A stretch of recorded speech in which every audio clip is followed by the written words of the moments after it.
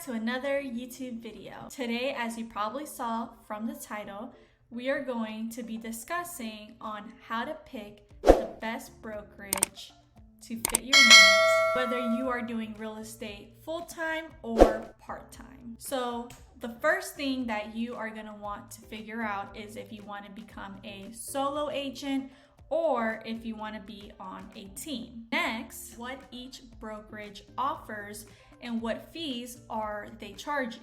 So for example, is your brokerage offering mentors, training, events? Also, you're going to want to find out what kind of fees are being charged when you join. Are you going to be charged monthly? Are you going to be charged quarterly? Or are you going to be charged yearly? Which will be something very important to know. The next thing you want to look into is if they provide training.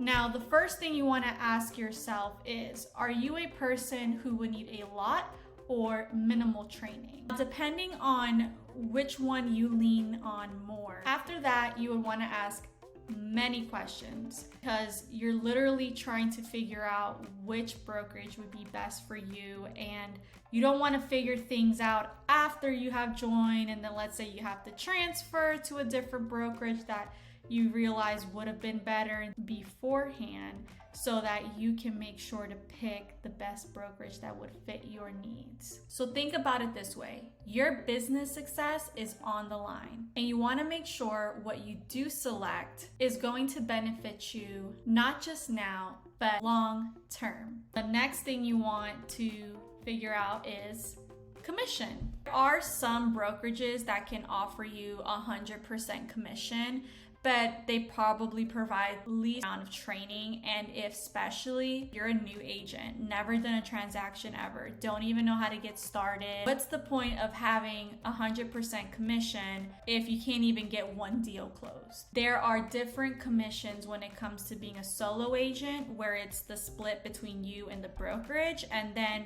when you're on a team, then that's a completely different split between, your team leader, the brokerage. Now, regardless of whatever split you end up deciding going towards, think of that split as an investment in yourself. Now, do know that whatever commission you do get, whether you're doing it as a solo agent or on a team, that commission is separate than what your fees are. Let me explain. So let's say that split, right, that you have to give to your brokerage, that does not count as the fees you have to pay to be part of the brokerage.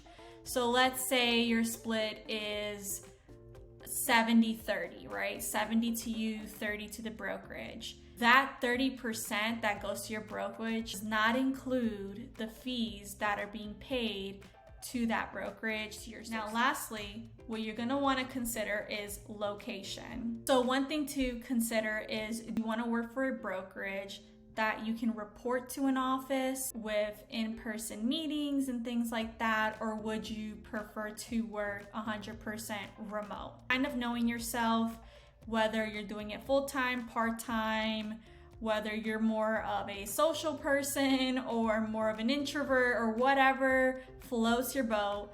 Basically, figuring out what will work best for you. So for example, some brokerages, they require you to show up for certain in-person meetings and things like that. And then there's 100% remote, that if you do go to a meeting, it's optional. So let's talk about my experience. I decided to do real estate part-time. Why? Because I also have a full-time job. When I first got my real estate license, I actually joined with Long & Foster, and I joined under a team. Fast forward, I would say maybe 6 to 8 months later, I ended up joining eXp Realty LLC. I joined as a solo agent. Now, they are 100% remote, and I love that because of my full-time job. I don't have to report to any obligated meetings in person.